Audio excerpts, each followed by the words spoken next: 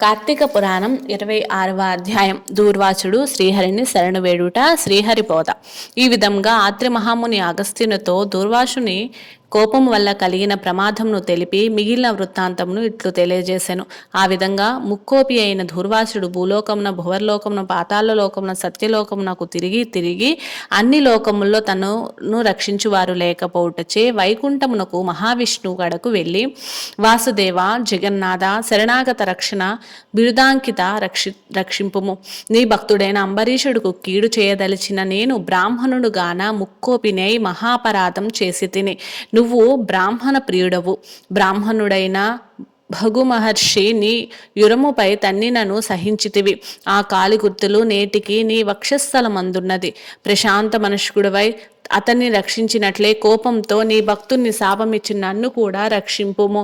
శ్రీహరి నీ చక్రాయుధం నన్ను చంపవచ్చుచున్నది అని దూర్వాసుడు శ్రీమన్నారాయణ్ణి పరిపరి విధములుగా ప్రార్థించెను.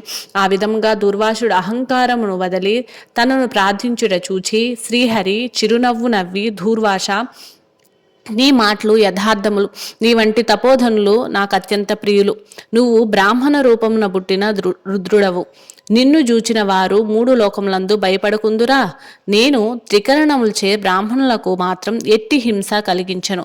ప్రతి యుగమందు గోదేవ బ్రాహ్మ సాధు జనంబులకు సంభవించే ఆపదలను పోగొట్టుటకు ఆయా పరిస్థితులకు తగిన రూపములు ధరించి దుష్ట శిక్షణ శిష్టరక్షణ గావింతును. నీవా కారణంగా అంబరీషుని శపించితివి. నేను శత్రువుకైనను మనోవాక్యములందు కూడా కీడు తలపెట్టను. ఈ ప్రపంచమందు గల ప్రాణి సమూహము నా రూపమేగానే చూచెదను. అంబరీషుడు ధర్మయుక్తముగా ప్రజాపాలన చేయుచుండెను. కానీ అటువంటి నా భక్తుని నువ్వు అనేక విధములుగా దూషించితివి. నీ ఎడమ పాదముతో తన్నితివి. అతని ఇంటికి నువ్వు అతిథివై వచ్చి కూడా నేను వేలకు రాని ఎడల 12 గడియలు దాటకుండా భుజింపమని అంబరీషునికి చెప్పవైతివి.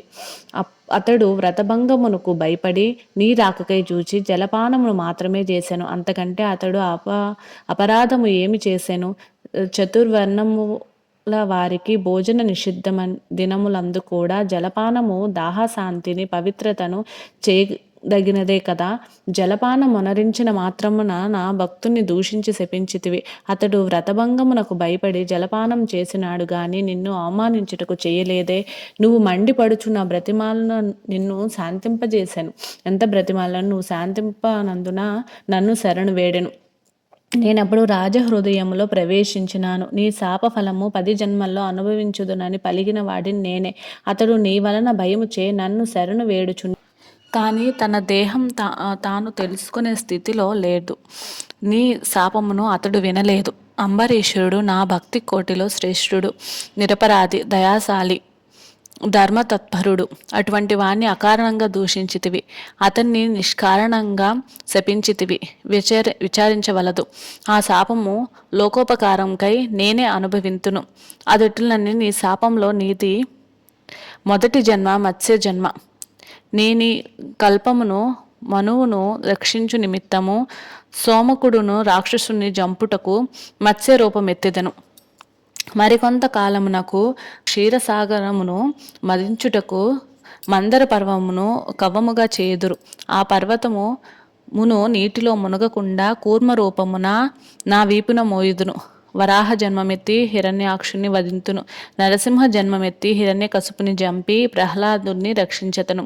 బలిచే స్వర్గము నుంచి పారద్రోలబడిన ఇంద్రునకు తిరిగి స్వర్గమును అప్పగించుటకు వామన రూపమెత్తి బలిచక్రవర్తిని పాతాళ లోకమునకు త్రొక్కివేతును. భూభారమును తగ్గింతును.